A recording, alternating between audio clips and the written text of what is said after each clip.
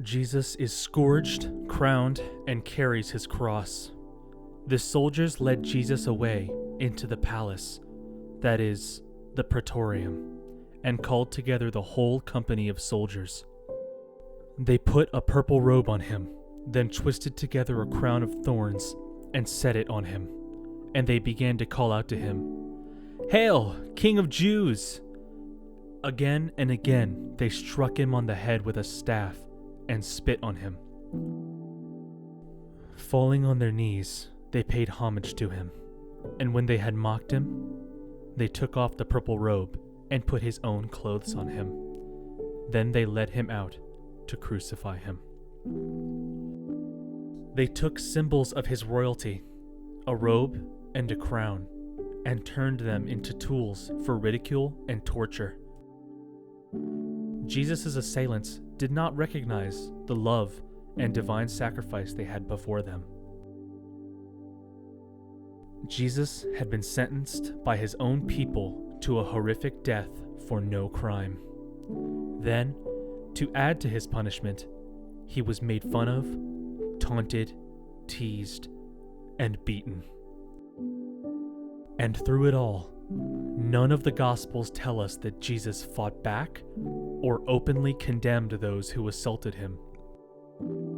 He surely felt human emotions and pain, but he omnipotently knew his purpose and endured. While we observe Jesus during his mocking, we can also marvel at and be humbled by the sacrifice he was making for us, the undeserving us. Going through the crucifixion allowed Jesus to stand up for us to the bully of sin. Jesus is our hero. However, heroes often get bruised and bloodied in both the mind and body while saving others.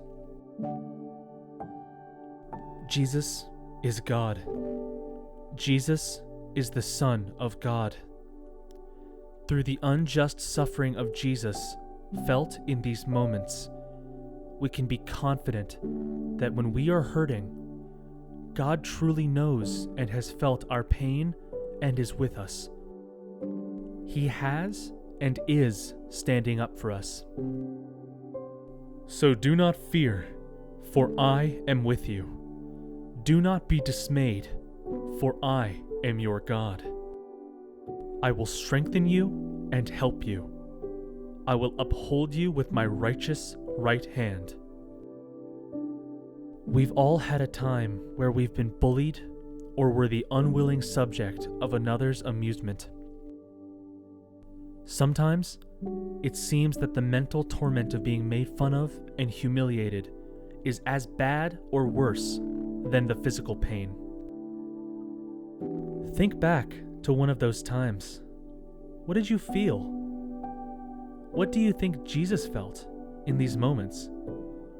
How can we use the power God gives us to stand up for others who are unjustly suffering?